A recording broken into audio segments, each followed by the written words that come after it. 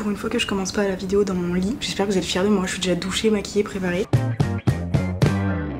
Juste pour vous.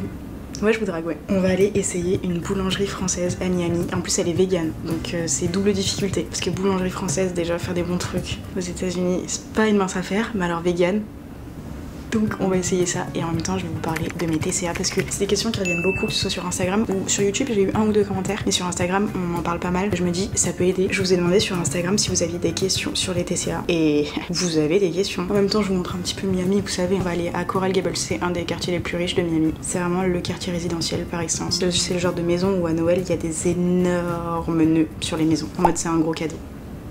J'ai mis un jean comme si j'habitais pas à Miami, mais c'est que j'en ai marre de m'habiller tout le temps pareil. Donc jean it is today, mais je vais crever de chaud. De toute façon je vais être à l'intérieur. Je peux pas avoir chaud à l'intérieur. Je sais toujours pas comment vous poser dans cette voiture, c'est toujours un problème. Et écoutez, je ne peux rien y faire. Alors, plutôt crever que d'écouter la radio en fait. Désolée. L'Artisan Bakery. En y allant, par contre vous allez peut-être avoir l'air dans la gueule, ça va être horrible. Et à la fois, si j'enlève l'air, je meurs. En allant à la boulangerie, je vais quand même vous... Mais vous êtes pas mal en fait, franchement c'est pas un si mauvais angle. C'est un peu en contre-plongée, c'est un peu vous voyez mon double menton. Mais en allant à la boulangerie, je vais répondre à 2 questions en une parce que pour moi, comment tout a commencé et comment je me suis rendu compte que j'étais atteinte de TCA, c'est same vibe. Ça a commencé quand j'ai téléchargé une application pour compter mes calories. C'était c'était après le confinement et tout. Les salles avaient réouvert et j'ai commencé à aller à la salle de sport. J'ai toujours fait du sport toute ma vie, mais je sais pas, j'ai commencé à aller à la salle de sport. Ne me demandez pas pourquoi. J'étais là, allez, pourquoi pas. Je voulais évidemment perdre du poids. C'est ça le fil quand même conducteur, c'est que j'ai toujours voulu plus ou moins perdre du poids. Même quand j'étais plus jeune, je me trouvais pas assez fine, pas assez ci, pas assez ça. Donc, la salle de sport, je me suis dit, allez, c'est parti. Et une de mes copines m'a dit, pour voir des vrais résultats, il faut que tu traques un peu tes protéines, tes glucides, tes lipides, tes calories, etc. Et une autre m'a dit, fais attention, ça monte très vite à la tête. Et elle avait raison, la copine. J'ai téléchargé une appli qui a sous-estimé, je pense, de ouf mes apports. Est-ce que je parle de calories ou pas? Bon, bref, il y avait un hyper gros gap de calories entre ce que je mangeais et ce que l'application me disait de manger à partir de maintenant. Je pense que c'est comme si j'avais retiré un repas de ma journée en termes d'apport journalier. Bref, évidemment que j'ai commencé à devenir folle, donc j'ai compté mes calories pendant un moment et surtout j'avais l'idée du cheat meal, mais je pense que ça c'est ce que j'ai vu sur les réseaux sociaux, qu'il fallait un cheat meal dans la semaine et tout, enfin bref. Donc je mangeais hyper bien toute la semaine pour après le week-end faire un cheat meal, mais qui s'apparentait plus à une crise hyperphagique qu'à un cheat meal pour être honnête, parce que c'est des choses que je m'autorisais pas la semaine puisque j'étais hyper stricte. Et c'est comme ça qu'a commencé mes TCA. Pour la question qui était quel type de TCA tu avais, j'ai fait de l'hyperphagie, j'ai jamais fait d'anorexie mentale, etc. Évidemment, comme j'étais à fond dans salle de sport, manger hyper sainement, etc. 80% de ma For You page TikTok, c'était des séances de sport, des meufs hyper sèches, hyper bien foutues, enfin ce que je considérais hyper bien foutues, et des recettes avec le moins de calories possible.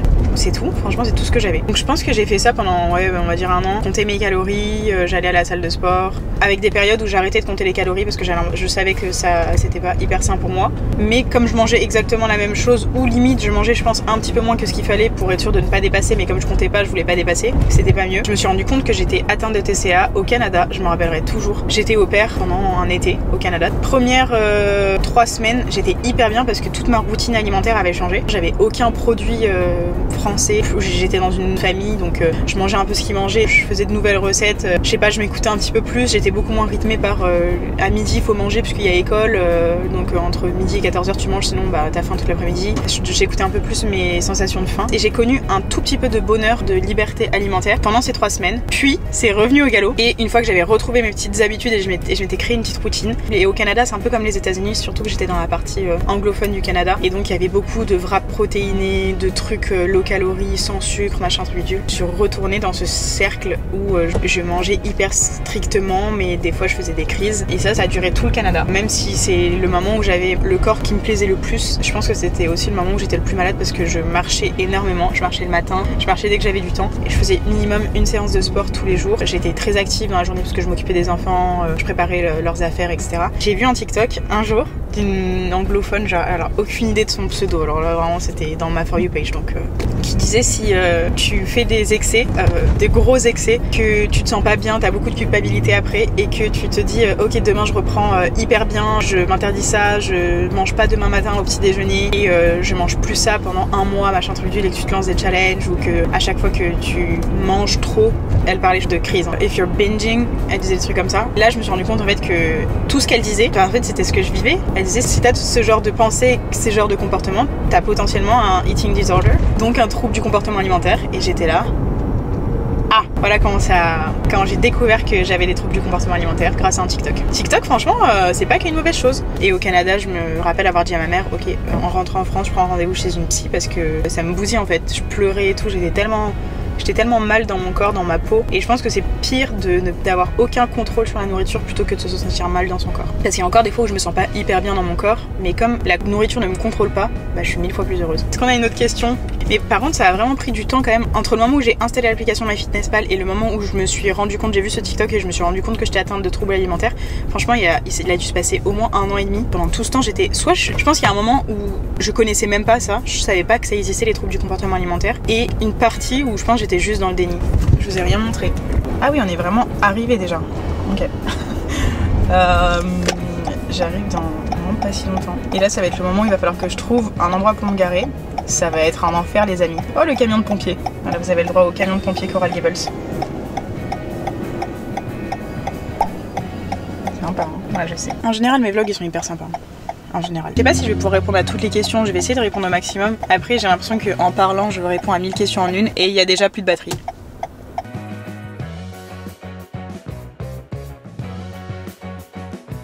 J'avouerai que je fais la maline à me dire je vais filmer dans le café et tout. J'ai du mal à croire que je vais poser ma caméra et parler en mode à l'aise de mes troubles du comportement alimentaire dans un café où il y a potentiellement beaucoup de monde. Je pense que je me surestime un petit peu sur ce coup-là.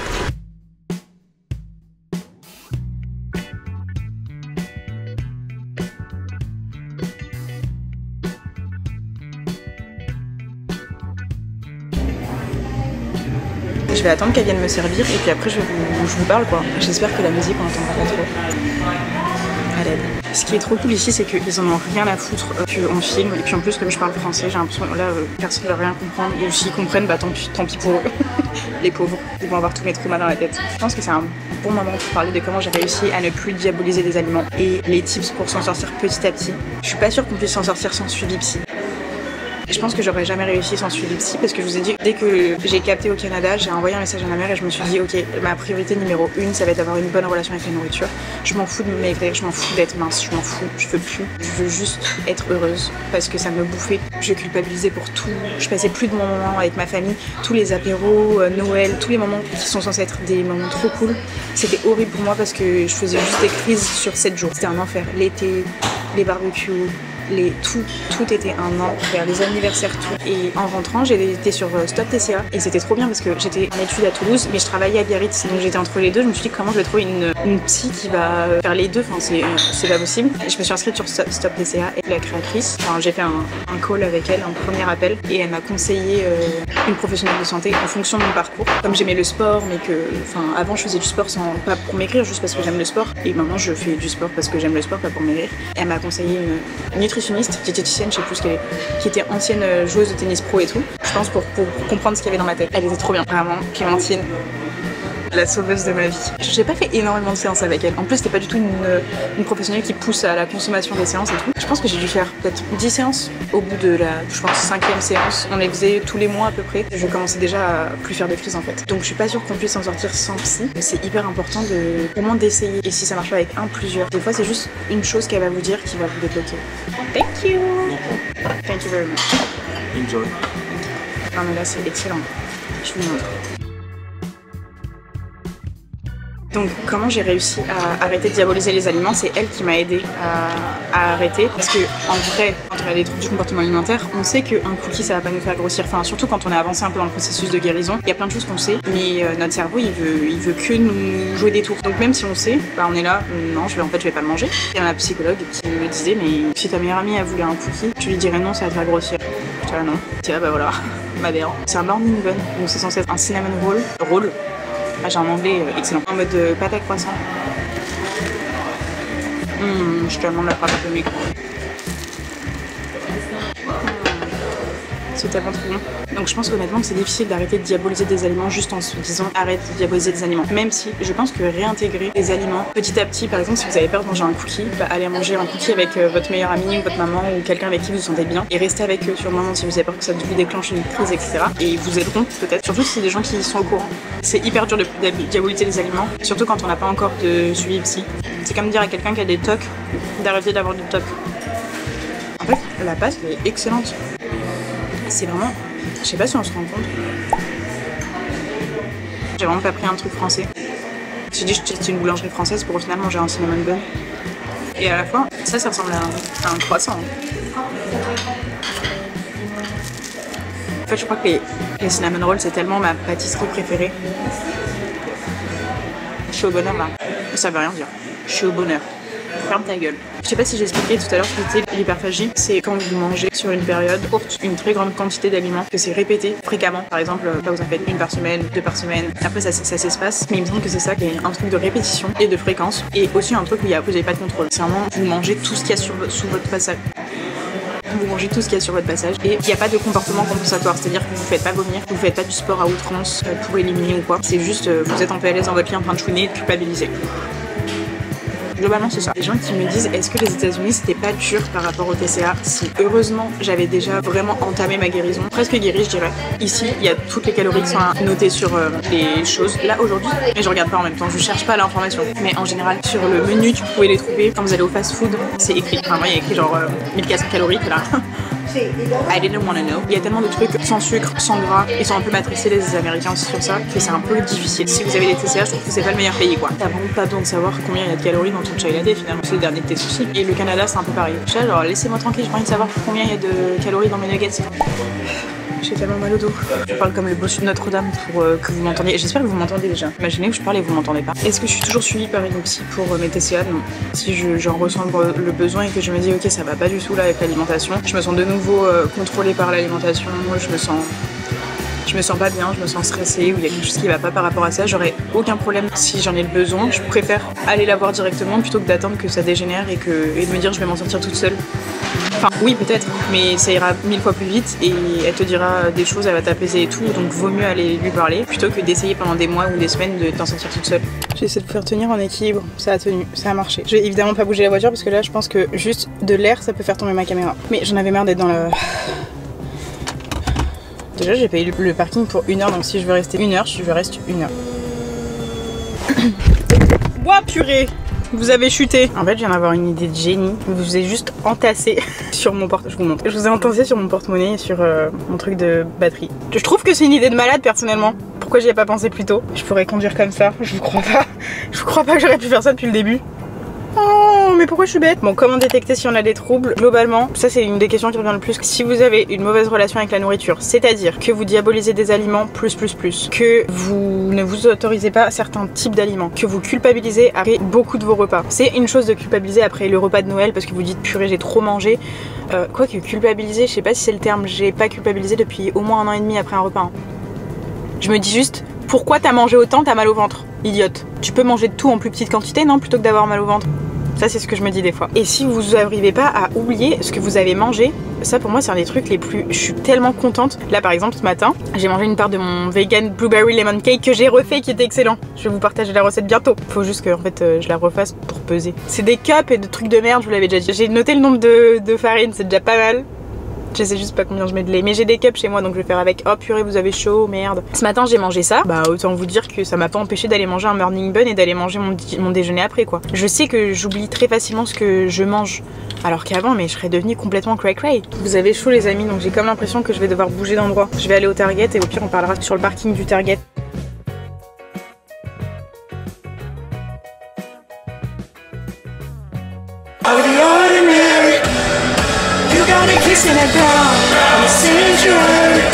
Bah bonjour. Pardon. Madame est complètement givrée. Je disais quoi parce que ça m'a coupé la parole cette histoire là. Donc comment savoir qu'on...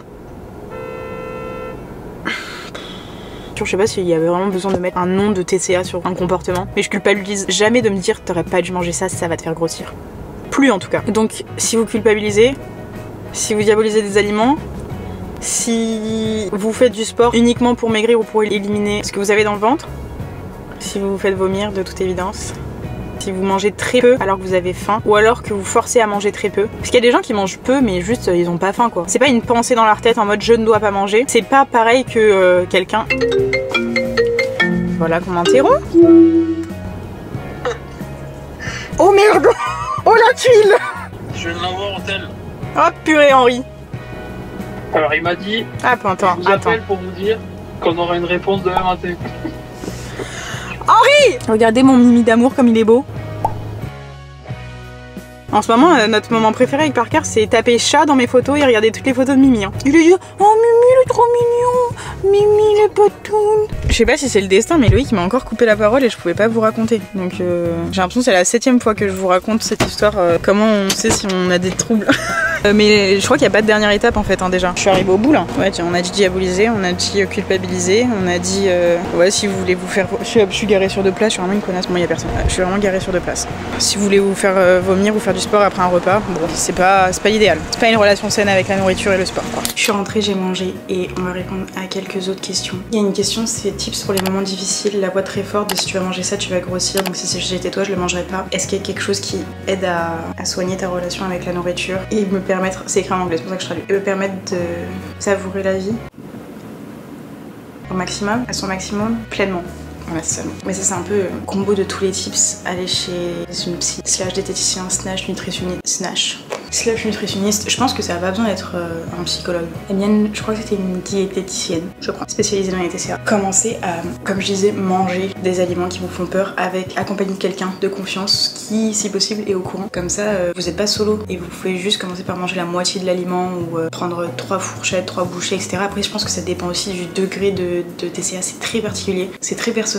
Ouais, c'est très compliqué de donner des conseils comme ça à des gens parce qu'on n'est pas tous dans le même processus. Je trouve que c'est très particulier de donner des conseils, mais le conseil le plus important, c'est quand même de consulter et de parler. Et un des autres trucs, j'y ai pensé dans la voiture et je vais le dire maintenant parce que sinon je vais oublier, mais c'est unfollow les gens qui vous trigger. Je suis désolée, mais si mon compte il vous trigger, si mes what I eat vous trigger, désabonnez-vous ou je sais pas, faites quelque chose pour plus avoir mes vidéos dans votre feed parce que mettez je n'aime pas jusqu'à plus voir ma gueule parce que je suivais beaucoup de comptes de recettes faibles en calories, de sport, de meufs hyper bien foutues. Ne suivez pas des gens que vous aimez juste pour leur physique.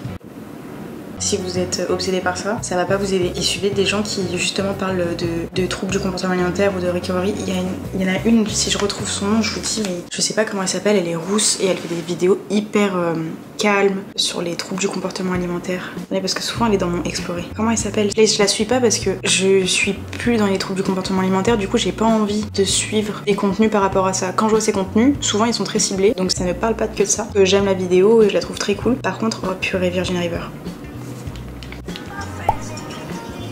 Oh là là, Jack. Ah voilà. Lily Rose Galéasie. Je pense que si vous avez des troubles du comportement alimentaire, vous l'avez déjà vu. Bah, suivez ce genre de compte en fait. Soit n'en parle pas, soit désabonnez-vous des comptes sport, fitness à fond qui montrent leur corps, mais juste sous un angle. Enfin, vous savez très bien, franchement, tout le monde sait maintenant. Votre corps il est pas pareil au début de la journée et à la fin, il est pas pareil selon les périodes du mois. Il est pas pareil en fonction, même les garçons, il est pas pareil en fonction de la luminosité, en fonction de s'ils ont fait du sport, de ce qu'ils ont mangé, etc. Donc, juste. Si c'est un compte qui poste des photos ou des vidéos tout le temps de son corps et que vous n'êtes pas à l'aise avec ça, bah arrêtez de la suivre. Ou de les suivre. De le suivre, peu importe. Si vous avez plus envie de penser à la nourriture, au physique toute la journée, c'est pas ce que vous devez voir aussi sur les réseaux sociaux toute la journée, je pense. Et un des meilleurs conseils, et du coup comment j'ai fait pour m'en sortir, après c'était très personnel parce que ma diététicienne s'est rendu compte que c'était ça mon problème, c'était que j'avais une routine et que je mangeais tout le temps les mêmes repas, tout le temps la même chose, tout le temps les mêmes snacks, etc. Et donc je pesais pas mes aliments et mes calories, je comptais pas, mais par contre je mangeais tout le temps la même chose, donc j'étais dans un bocal. J'avais genre pas beaucoup de choix d'alimentation et je diabolisais évidemment, donc je m'interdisais plein d'aliments. Où je voulais aller avec ça, je sais plus. Oui, mais du coup, réintroduire les aliments qu'on s'interdit, c'est très difficile parce qu'au début, on a l'impression qu'ils vont disparaître. Donc il faut qu'on les mange tout de suite, petit à petit. À force de réintroduire les aliments, plus ce qui m'a vraiment aidé, c'était de changer toutes mes recettes. Ma diététicienne m'a dit, ok, à partir d'aujourd'hui, t'as pas le droit de manger 2 fois la même chose dans la semaine. Et si possible, de le faire durer sur plusieurs semaines. Donc je devais changer mes petits déjeuners, tous mes repas. Et ça, c'était trop bien parce que je ne connaissais aucune valeur nutritionnelle de aucun repas. Évidemment, j'essaie de manger sainement, entre grandes guillemets. Pour moi, sainement, ça veut dire manger une source de légumes, une source de protéines, une source de glucides à chaque repas. Et évidemment des gras, mais ça va dans la cuisson, de l'huile d'olive, peu importe. Et donc j'ai essayé plein de recettes. En fait je me suis rendu compte que si je mangeais hyper varié, bah je faisais moins de crises. Plus je m'autorisais, entre grandes guillemets, mais j'avais plus d'autorisation. Plus je mangeais tout ce que je voulais, moins j'avais de problèmes avec l'alimentation. Déjà je mangeais hyper varié, donc c'était trop bien parce que je changeais mes recettes, je découvrais de nouvelles recettes. Et donc c'était trop génial parce qu'il y avait plein de goûts. En plus, occasionnellement, je sortais, j'allais manger, je sais pas, une pâtisserie ou un truc avec mon copain, mes copines, enfin bref, peu importe. Et c'était plus un problème. Mais c'était petit à petit, c'est un déclic. Et après, ça, c'est pas le problème de tout le monde. Moi, c'est vraiment mon problème de routine, que je mangeais tout le temps la même chose. Si vous avez pas de problème là, potentiellement, ce conseil vous sert à rien. Mais il faut essayer. Je sais plus c'était quoi, comment j'ai fait pour m'en sortir, du coup, sortir de ma routine. Et voir une psy, enfin voir une diététicienne, enfin me faire aider. À en parler le plus possible autour de vous, je pense. Le fait d'en parler, peut-être que c'est juste une copine un jour qui va vous dire un truc et vous allez vous dire mais putain oui. Par exemple, une amie d'une amie qui était atteinte de TCA aussi, je crois que c'est une psy qui lui avait dit ça, mais elle dit, elle disait quoi? En fait tous les soirs j'ai envie de manger un paquet de pâtes entier. Et sa psy elle lui dit alors ça fait quoi? Et ça a été le déclic, elle était là, oui c'est vrai ça fait quoi? Enfin... Je trouve ça dingue. C'est pas forcément un truc hyper profond qui va vous faire avoir le déclic, mais plus vous en parlez autour de vous, et plus vous allez vous rendre compte que les gens déjà n'en ont rien à foutre de ce que vous foutez dans votre assiette, de ce que vous mangez. Enfin, c'est le dernier des soucis de tout le monde, sauf les gens pas très sympas. Peut-être des gens qui sont atteints de TCA aussi, j'en sais rien. En parler, peut-être qu'un jour une copine va vous dire un truc, ou un copain, ou votre mère, votre oncle, que sais-je, va vous dire quelque chose et vous allez être là, purée, c'est vrai. Ou une diététicienne, un diététicien. Je pense que c'est quand même quelqu'un qui est spécialisé dans les troubles du comportement alimentaire, c'est quand même plus facile. Comment fais-tu pour ne pas te comparer aux autres ou à tes propres repas? Franchement, en fait, je pars du principe que on n'a pas les mêmes besoins, on n'a pas les mêmes goûts, donc en fait je m'en balèque de ce qu'il y a dans l'assiette de quelqu'un d'autre. C'est pas mon dos. Et si la personne juge ce qu'il y a dans mon assiette, c'est qu'elle a sûrement un souci avec elle-même, parce que personne de sensé en a quelque chose à foutre de ce qu'il y a dans l'assiette du voisin. J'essaie de pas me comparer parce qu'à chaque fois je me dis, par exemple, je sais pas, ah là, cette meuf elle a l'air trop bien foutue. Oui, mais si tu prends son corps, tu prends aussi toute sa vie. Je suis pas sûre que t'as envie d'avoir, peut-être que t'as pas envie de faire le sport qu'elle fait, peut-être t'as pas envie de manger de la façon dont elle mange, peut-être t'as pas envie d'avoir ses amis, enfin tu peux pas juste envier le corps d'une personne. Donc à partir du moment où je me dis bref, il y a plus important qu'un corps en fait. Si je dois prendre toute sa vie, c'est sûr que je renonce à mes amis, je renonce à ma famille, je renonce à là où je vis, je renonce à plein de choses. Et c'est beaucoup plus important ce que j'ai dans ma vie plutôt que le corps. C'est ma technique. Pas dit qu'elle était bien, c'est ma technique quand même. Je pense que la dernière dont je vais parler, parce que globalement, ah non, vite fait, comment on fait pour gérer une crise? On peut pas gérer une crise. Ça sert à rien d'essayer de l'éviter, de la repousser, de la gérer. C'est si elle doit arriver, elle arrivera. Il faut savoir pourquoi. Rembobiner et savoir pourquoi ça t'a amené à une crise. C'est mon conseil. Moi, c'était encore une fois la routine. Routine, restriction égale crise. Moins il y a de restriction, moins vous avez envie de crise. C'est ne pense pas à un éléphant rose, bah t'as envie de penser à un éléphant rose. Donc si tu dis je ne dois pas manger de cookies, je ne dois pas manger de sucre, je ne dois pas manger de gras, bah c'est tout ce à quoi ton cerveau pense. Et c'est difficile à réintroduire. C'est pour ça que c'est bien d'être aidé. As-tu des recettes à nous partager et quels sont tes conseils pour manger sainement? Mes conseils pour manger sainement, c'est déjà commencer par ajouter des légumes plutôt que retirer des choses dans votre assiette. Mettez des épices. Mettez des épices. Et cuisinez un maximum maison. Parce qu'au moins vous êtes sûr de ce que vous mettez dans votre assiette. Parce que des fois dans les trucs préparés, il y a des additifs et des trucs qui vous donnent envie de manger beaucoup plus en quantité que ce que vous voulez vraiment. C'est juste parce que c'est fait. Je vais me cracher dessus. C'est fait pour vous faire revenir, pour que vous ayez encore envie, c'est fait pour que vous en mangiez plus. C'est tout le principe. Faites des choses qui vous plaisent, enfin si vous n'aimez pas les carottes, ne vous forcez pas à manger des carottes. Pareil pour le céleri. J'aime trop donner des exemples random, vous avez rien demandé. Mangez des légumes qui vous plaisent, mangez des choses qui vous plaisent de manière générale. Du coup les recettes à partager, j'en partage pas mal sur Instagram, TikTok, dans mes what I eat. C'est le principe de mes what I eat. Je fais plus de vidéos recettes parce que je me dis je les montre dans les what I eat en fait, donc pourquoi je vous ferai des vidéos recettes spécifiques. Et dans mes vlogs, je peux vous montrer un peu plus si vous voulez. La dernière, est-ce que tu penses qu'on peut s'en sortir à 100%? Je pense que oui. Peut-être ça prend du temps parce que par exemple, je pense que je vous ai déjà dit ça dans la vidéo d'il y a un an. Et je pense qu'on progresse petit à petit, ou on régresse, mais partons du principe que c'est positif et qu'on progresse, ok? Ça fait déjà 20 minutes que je parle, quel enfer. Ça va durer 1000 ans cette vidéo. J'ai commencé à me faire suivre en 2022, 2023, 2022 je crois. Septembre 2022, je pense que je me suis considérée 100% guérie avant de partir aux États-Unis. J'avais plus de troubles, enfin franchement l'été c'était chill. Donc on va dire que j'ai pris un an à être guérie, mais depuis, c'était il y a 2 ans du coup, ces 2 dernières années j'ai vachement progressé sur ma relation à la nourriture, ma relation au corps et tout, même si j'avais plus de troubles du comportement alimentaire. Avant je pouvais pas sauter un repas, il fallait que je mange hyper protéiné. Chill ma soeur, vraiment respire un grand coup. Je pense qu'on peut en régler mais ça, je sais pas parler ou c'est quoi le problème? Je pense qu'on peut en guérir à 100% parce que là ça fait 3 ans maintenant, ça va faire 3 ans en septembre que j'ai commencé à me faire soigner. On dirait que j'étais folle. Et je pense que j'ai progressé par rapport à l'année dernière dans la vidéo, je sais pas si je le disais, que j'arrivais pas à cuisiner des trucs à base de sucre, beurre basique. Par exemple des cookies. Je pouvais pas les faire parce que j'étais là, mais il y a une demi-plaquette de beurre. Bah maintenant j'aurais plus rien à foutre. Parce qu'en fait quand tu fais des cookies, tu manges pas tous les cookies. Et donc techniquement tu manges pas 400 grammes de beurre puisque t'en manges un. Même si tu mangeais tout, bah t'aurais juste plus faim pendant 3 jours. Je pense que j'ai encore plus progressé parce que je peux faire des recettes qui sont pas saines, même si j'ai pas envie de dire qu'elles sont pas saines. Je sais pas si vous voyez ce que je veux dire. Même si j'avoue que je trouve ça très malin d'essayer de faire par exemple un brownie, les américains sur un brownie. Je peux me faire et manger un brownie classique avec beurre, sucre, chocolat, etc. Je vais pas mourir, je vais pas faire une crise d'angoisse, je serai très à l'aise dans mes baskets. Mais je trouve ça plus malin de faire une version plus saine, mais je pense que c'est juste plus équilibré et plus nutritive avec du cacao, avec des haricots rouges, haricots noirs, bon peu importe, parce qu'il y a des fibres en plus, parce qu'il y a des protéines en plus, parce qu'il y a du nutriment en plus et que je sais que ça fait du bien à mon corps. Et c'est tout aussi bon en goût puisque je vais le mettre mon fucking chocolat. J'ai pas lâché le chocolat. Vous avez compris?